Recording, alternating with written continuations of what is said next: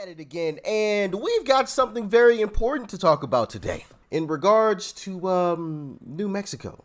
You guys remember that story from the other day? Like, share, comment, hit that subscribe button if you are new. If you would like to help me out even further with this YouTube algorithm too, watch this video to the very end. Helps out tremendously. I would greatly appreciate it. And with that being said, let's dive in.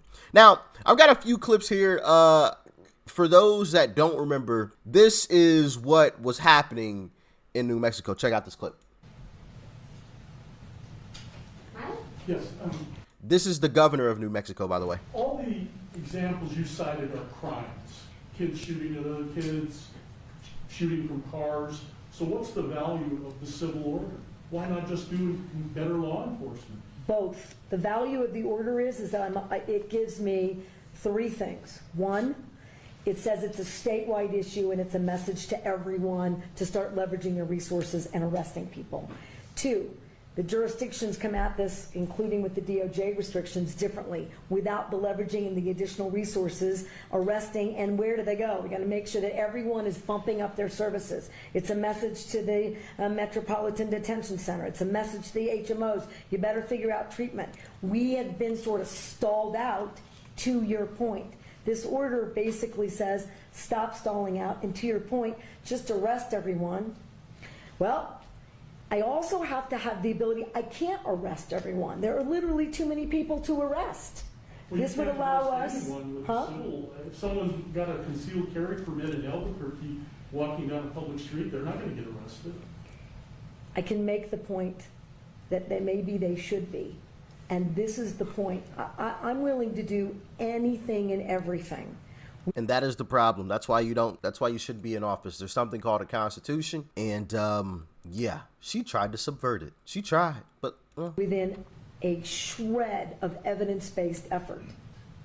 Because if you're not horrified that on any street corner in too many cities in New Mexico, there is someone with a gun sticking out of their waist or their belt. You're supposed to be horrified by that. Someone walking around with their perfectly legal firearm. You're supposed to be mortified. Oh my goodness. Ooh, shiver me timbers. This is ridiculous. Get her out of office immediately, please. And I'll tell you, if you're a young person, you're not allowed to have a handgun. Well, it's a crime already. I got it, but we won't be able to arrest all of them. So imagine, just in a perfect world, if this was upheld, it gives all of these police officers the ability to focus on the real criminals. Last follow-up. Yeah. But your point is valid. You took an oath to the Constitution. Isn't it unconstitutional to say you cannot exercise your carry license? With one exception, and that is, if there's an emergency, and I've declared an emergency for a temporary amount of time, I can invoke additional powers. No constitutional right, in my view, including my oath, is intended to be absolute. There are restrictions on free speech. There are restrictions on my freedoms. In this emergency, this 11-year-old and all these parents who have lost all these children, they deserve my attention to have the debate about whether or not in an emergency we can create a safer environment. Because what about their constitutional rights? I took an oath to uphold those too. And if we ignore this growing problem without being bold, I've said to every other New Mexican, your rights are subrogated to theirs.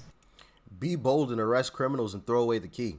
Simple, but and they are not, in my view. Wait a minute. Okay. You're talking about crimes.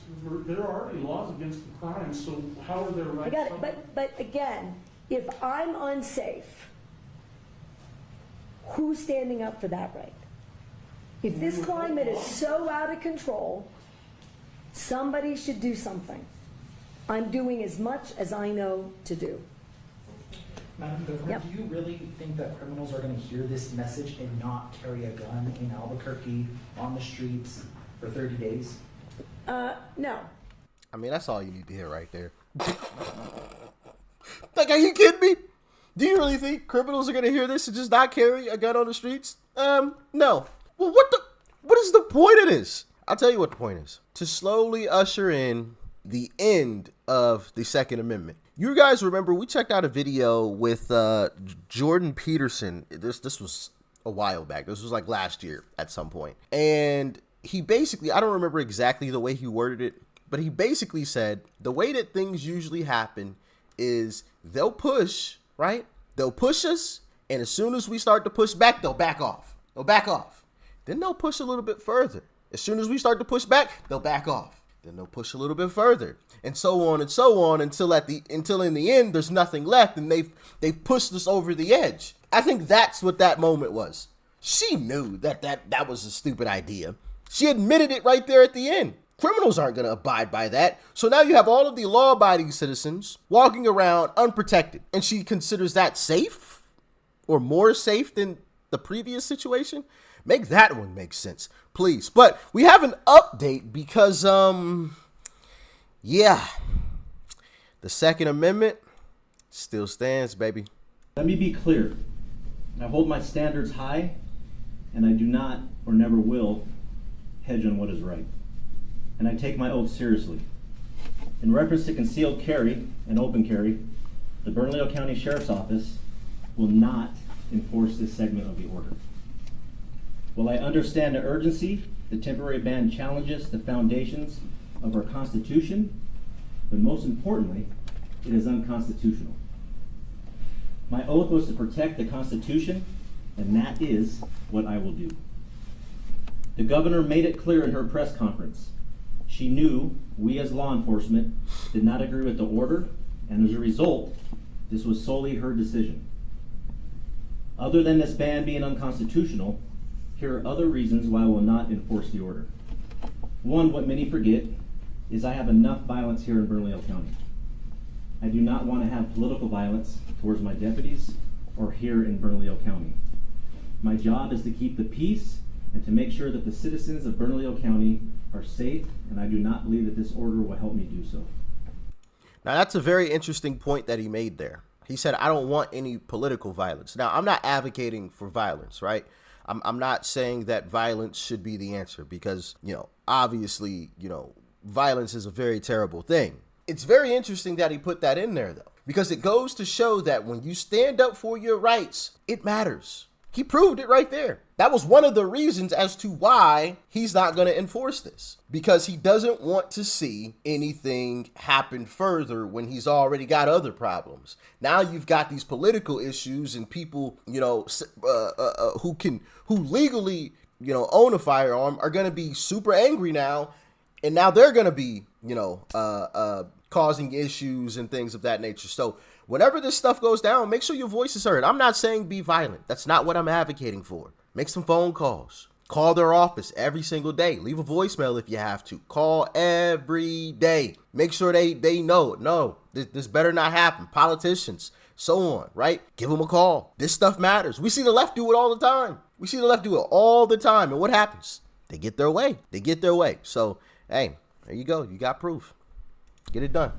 I'm a law enforcement professional. This order will not do anything to curb gun violence other than punish law-abiding citizens from their constitutional right to self-defense. Facts. Let me give you a personal story. Last week, as I'm sitting here as the sitting sheriff, I get a phone call that my brother also was a victim of gun violence last week that many of you do not know. While he and my nephew were sitting in their car, they were shot at and their vehicle was impacted by numerous rounds. Sheesh. How can I, as a sheriff, tell him to put his firearms away and not be able to protect himself?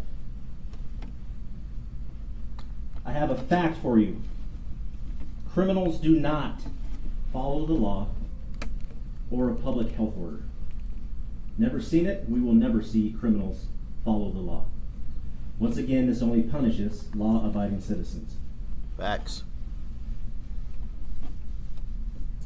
What I also want to address is what we're doing on the gun violence here in Bernalillo County and helping in the state of New Mexico.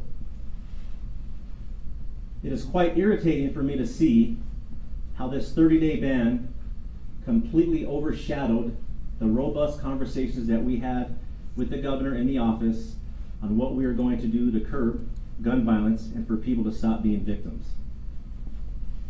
We had arguments, but again, we had solutions. We had an 11-year-old that was senselessly killed, but there are also many other numerous victims of gun violence, not just here in Bernalillo County, but our nation. A couple of things that I will be asking to do as we get serious. I will take your questions, but let me tell you what we're going to do, because we do need to not overshadow what we need to do to keep our citizens safe. I will be asking the Crime Reduction Director for our agency, the Bernalillo County Sheriff's Office, to lead a task force of various law enforcement agencies to focus on crimes with firearms. I will have continued meetings for early intervention of not only adult, but youth offenders.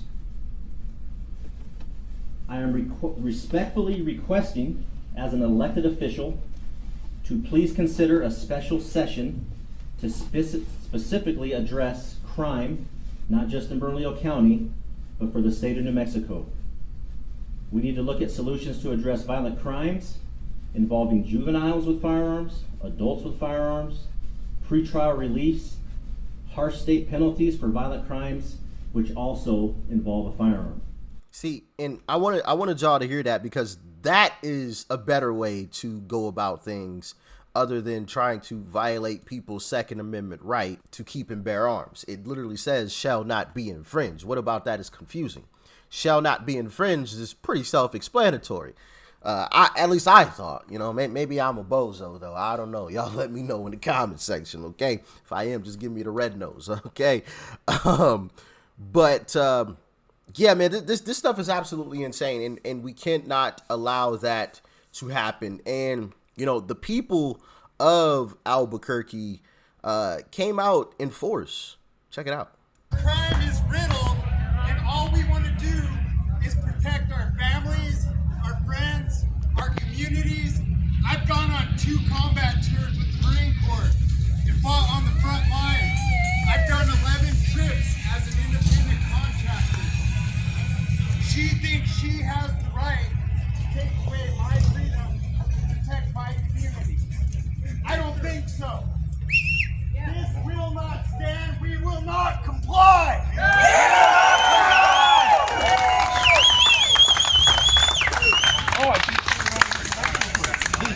Look what the U.S. government did to the Native Americans. They try to strip them of their rights. This is the same thing. Our Apache brothers resisted to the very end. Navajos, we gotta be the same. Resilient. So there you have it. The people are not having it. And there's some other clips that I came across earlier, but I couldn't find them again for this video. But long story short, the people aren't standing for it. Neither are the sheriffs. So it's a beautiful thing when the citizens all come together and stand up in unison and make sure their voices are heard. It's a beautiful thing.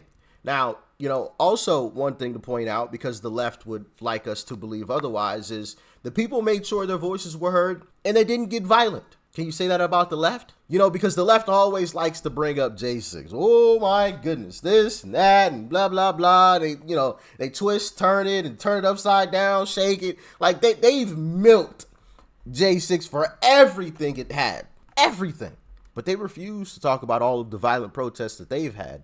They refuse to talk about that. Oh no, you can't speak about those things. So kudos to all of these patriots that, made sure their voices were heard and did it the right way. You love to see it. Because in my humble opinion, that's what the left wants. The left wants us to get violent. The left wants that, because all they have is the one instance. That's all they have. That's why they're still talking about it to this day. Kamala compared it to 9/11. How disgusting is that? It's an absolute fucking joke. Excuse my language, but it's disgusting. It's terrible. She needs to get out of office too, obviously. But I don't really need to say that. You already know that. Goodness gracious. But yeah, shout out to all of those folks, man, who, like I said, made sure their voices were heard and did it in the right way and didn't give the left what they want. The left wants us to get violent. The left wants us to be, hopeless and feel helpless. That's what they want. They want us to feel like we're backed into a corner and we have to fight and kick and scream, because that's when they can bring the hammer down. That's when they can say, hey, look, see, we told you guys, they're violent. We need to crack down on them. We need to take their weapons. We need to do this. We need to do that, blah, blah. That's what they want. That's what they want. Don't give it to them. Don't ever give it to them. All right? Y'all let me know how y'all feel about all of this in the comment section below. Like, share, comment. Hit that subscribe button before you go. Peace and love. I'm out.